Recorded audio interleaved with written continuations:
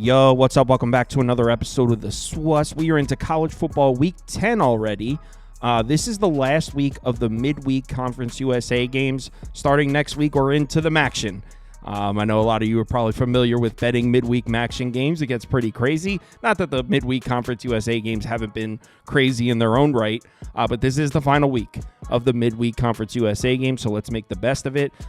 Things have been going pretty well for me. 3 straight winning college football weeks. Saturday went really well for me. So bringing some momentum on the college football front into this week. 3 games. Oh, I'm sorry. Only 2 are Conference USA. We actually have a Sun Belt game thrown in there. So we're going to go through all 3 in this video. Let's do it. Welcome to the SWUS. The SWUS.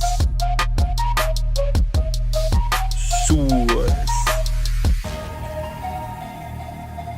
Hey, get the SWUS. First up, we got New Mexico State on the road at FIU. FIU laying 9.5 points. Yeah, it looks like 9.5 across the board here. Total sitting at pretty much 43.5 across the board. So let's get into this matchup, and we'll start with the New Mexico State offense against the FIU defense. New Mexico State finally seems to have figured their run game out. If you remember, to start the season, they came in with nothing. Jerry Kill left. Diego Pavia left. They're over at Vanderbilt now. They couldn't do much of anything earlier in the year. They're climbing in the rushing rankings. 71st in yards per carry, 42nd in success rate per rush, 78th in effective rush, and climbing. They've been running the ball recently. Still not much of a passing attack, but you know what? That's improved as well. We'll talk about it in a second. They're matched up against an FIU defense that's actually been, I don't want to say good, but it's been better than we expected. 28th in yards per play, 87th in success rate, 50th in PPA. Struggling to stop the run, 90th, 95th, and 96th. Solid numbers against the pass, 8th, 60th, and 59th, but there should be an asterisk there because they haven't seen a ton of passing attacks. They just played Sam Houston State. Hunter Watson was out. They were missing the quarterback. So FIU's schedule in terms of defending the pass, it's been a little fortunate. Like I said, New Mexico State seems to be figuring it out. In their first 4 games, they were averaging just 3.18 yards per carry as a team, 120.8 rushing yards per game, 43.5% success rate per rush actually isn't that bad. But check out their last 3 games. 217 rushing yards per game, 5.66 yards per carry, 50.5% success rate per rush, and that's against New Mexico. Okay, New Mexico's defense is terrible, but Jacksonville State, Louisiana Tech, I mean, these are decent Conference USA defenses, so no question we're seeing a huge increase in production from the New Mexico State rushing attack as of late, and honestly, it shouldn't be that shocking. Like I said before, they got a brand new coaching staff. Jerry Kill's gone. Diego Pavia is gone. They lost a ton of production from last year's team. Usually in cases like that, team tends to improve as the year goes on, and that's what we're seeing from New Mexico State. I won't go as far to say this is a good team, but no question they're playing a lot better. So will they be able to continue this little hot streak they have running the ball against FIU? Tough to say. FIU's run defense, very inconsistent. In their last 2 road games against Liberty and UTEP, 246 yards per game, 5.13 yards per carry allowed, 51.6% success rate per rush. Terrible. Their last 2 road games, they got run all over. But in their last 2 home games, this game's at home, actually elite numbers against the run. 2.92 yards per carry, 105 rushing yards allowed per game, 32.9% success rate per rush. But here's the thing with these 2 games. Louisiana Tech, they only throw the ball. They don't have a rushing attack at all. And Sam Houston State, they played that game without Hunter Watson, the quarterback, who's not only the quarterback, so not only was Sam Houston State's offense pretty one-dimensional, but Hunter Watson is also Sam Houston State's leading rusher. So the quarterback was out, they had no passing attack, and Hunter Watson is also the leading rusher. So I'm not trying to take credit away from FIU's defense for these numbers here. They have played good defense against the run in their last 2 home games. That being said, this is a bad run defense, and it has been a bad run defense all year. I don't think New Mexico State's going to have a problem here. I think they're going to be able to continue to run the ball. Now, as far as the passing attack goes, I really don't know. I mean, no question we've seen an increase in production. In their first 4 games, just 88.3 passing yards per game, 3.63 yards per pass attempt. This is terrible. 27.2% success rate per dropback is awful. In their last 3 games, it has been better. 6.33 yards per attempt, 33.3% success rate per dropback. This still isn't good. Much better than what we were seeing through the first 4 games. But here's the thing with New Mexico State's passing attack. I don't even know who the quarterback's going to be. Marucci is out of concussion protocol. He started 2 games Then he took the hit in the Jacksonville State game. Then he's been out. Now he's back with the team. I don't know if he's going to start. You got Parker Awad. I'm sorry if I'm saying that wrong. He started the season, got benched, then got his starting job back, and then got benched again for the fourth string, who actually took over and played well in the last game. What's his name? I'm sorry. Let me look that up. What's the fourth string's name here? Brandon Nunez. So Nunez came into the game and played well last week. So there could be any one of three names starting at quarterback for New Mexico State. Whoever it is, this isn't a very good passing attack, regardless of who's going to be playing quarterback in this game. And FIU's been playing great defense against the pass all season. In their last 7 games, they're allowing less than 6 yards per pass attempt, 38.1% success rate per dropback, 184.6 passing yards allowed per game. This has been a solid pass defense. As I mentioned before, they haven't seen a ton of passing attacks, which is probably helping these numbers, but it's not like that changes here at home against New Mexico State. We don't even know who the quarterback's going to be. So I doubt we're going to see much of a passing attack here from New Mexico State, but in terms of the entire offense, New Mexico State is a team that wants to run the ball, and I think they're going to be able to. I think New Mexico State can get the run going in this one. Now, what about on the other side? We got FIU's offense against New Mexico State's defense, and this is where this one gets a little bit challenging. On the season, according to FEI ratings, actually New Mexico State's defense has been better than FIU's offense, but if you've watched these two teams play, we know FIU's offense is better than New Mexico State's defense. It's the question mark at quarterback that makes this so interesting. FIU is an offense that relies on Keon Jenkins making plays at the quarterback position, and in the last 2 games, he's been banged up. Look at FIU's passing just take a dip in the last 2 games against UTEP and Sam Houston State. Just 5.35 yards per pass attempt, 24.6% success rate per dropback, 138 passing yards per game. Jenkins missed one of these, so Jenkins left one of these games early, and then last week, Jenkins got the start, looked terrible, and got taken out of the game. He has a shoulder injury, so probably shouldn't have been playing in the first place. I don't know the current situation with him. From what I'm reading, he's going to start in this game. I don't know if he's 100%. He started last game and looked awful. He did not look right. And like I said, this is an FIU offense that's very reliant on Jenkins making plays at the quarterback position. So if he's not 100%, I don't have a lot of faith in this FIU offense. Look at the previous 4 games when you had a healthy Keon Jenkins. Over 276 passing yards per game, 8.63 yards per pass attempt, 45.3% success rate per dropback. I mean, this is the offense. A healthy Keon Jenkins at quarterback is FIU's offense. I don't know if we have that. Now, if they do have a healthy Keon Jenkins in this game, I expect FIU to be able to move the ball. I know New Mexico State played well defensively in their last game against Louisiana Tech. They gave up 30 points, but remember, the game went to double overtime. Success rate allowed under 35%, 4.18 yards per play. They played great defense in that game, but I'm not going to let that trick me into thinking this New Mexico State defense is any good. It's not. In the 2 games before that, they allowed 52 points per game, almost a 50% success rate, 7.71 yards per play. This defense is not good. They had 1 good game against Louisiana Tech, but I thought Louisiana Tech is a little bit overrated also. In the 2 games before that, they got lit up. This is not a defense I want to put any faith in. That being said, FIU can't run the ball. In their last 4 games, under 3 yards per carry as a team, 36.2% success rate per rush. This is not an offense that can run the ball. If Jenkins isn't healthy, there's no way in hell I can bet FIU to even win this game, let alone lay 9.5. So it's only going to be New Mexico State here for me, plus 9.5. If Keon Jenkins plays and is healthy, sure, FIU can run up the score here and win and cover this game. But even if he's just a little off, New Mexico State should be able to move the chains enough to cover this number. So I'm on New Mexico State. If Jenkins is still banged up, I truly think they can win this game. So New Mexico State plus 9.5 next. Next up, we got the Cajuns on the road at Texas State. Bobcats are laying 3.5 points at home. Total sitting at 57.5 pretty much across the board. Let's get into this matchup, and we'll start with the Louisiana offense against the Texas State defense. I don't think it's shocking that Louisiana has a good offense this year. I think the shocking part is the passing attack and Wooldridge. I mean, this kid is unbelievable. I personally was expecting Louisiana to be a run-heavy offense this year. That's not what we've seen at all. Louisiana's 14th in the country in yards per play, 12th in success rate, 11th in PPA. They're sitting at 33rd in OFEI. Texas State defensively sitting at 76th. So according to FEI ratings, Louisiana offensively has the huge edge here. Look at the passing numbers. 14th in yards per pass attempt, 4th in the country in success rate per dropback, 40th in effective pass. Texas State's been pretty solid defensively.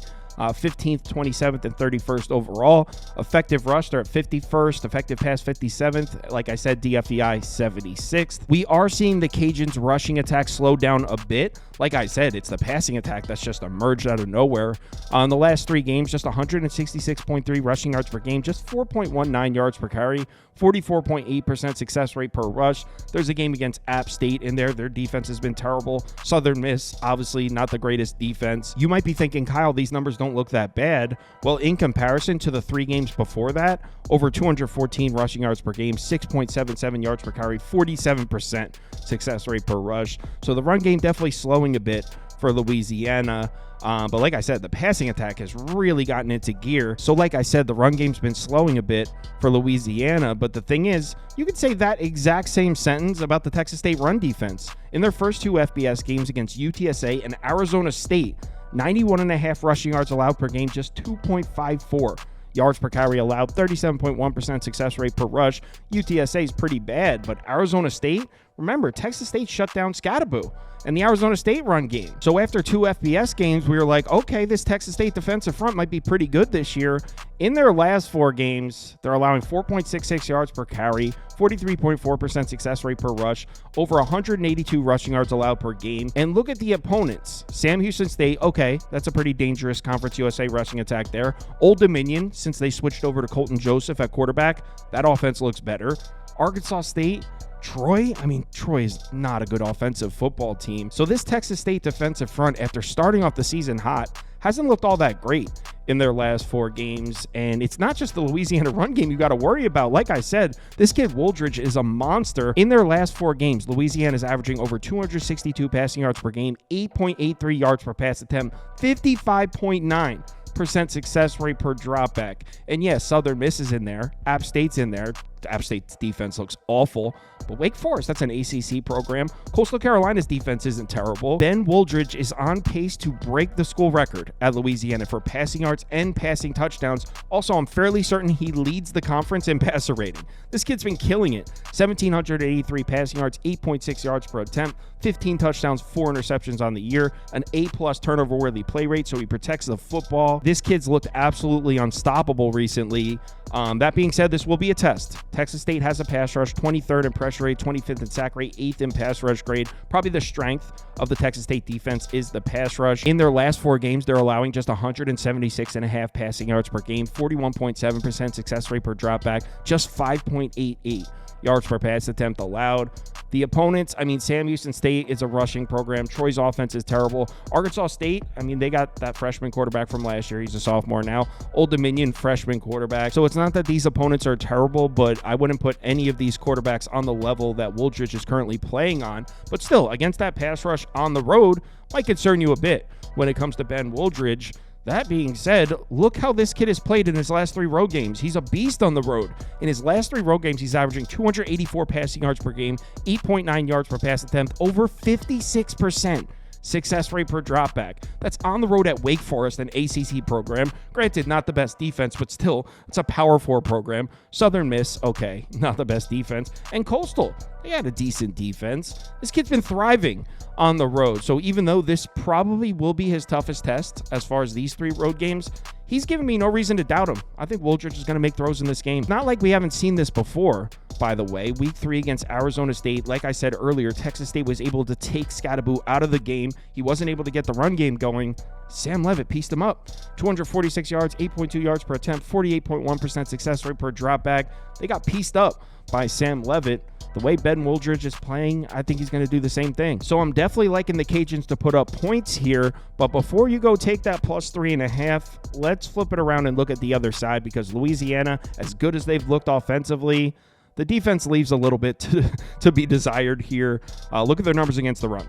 102nd in the country in yards per carry allowed, 127th in success rate per rush, 114th in effective rush. Slightly better numbers, well, not slightly, much better numbers against the pass, but still, this Louisiana defense is sitting at 111th in DFEI. In case you haven't watched Texas State football this year, That offense is pretty dangerous with Jordan McLeod at quarterback.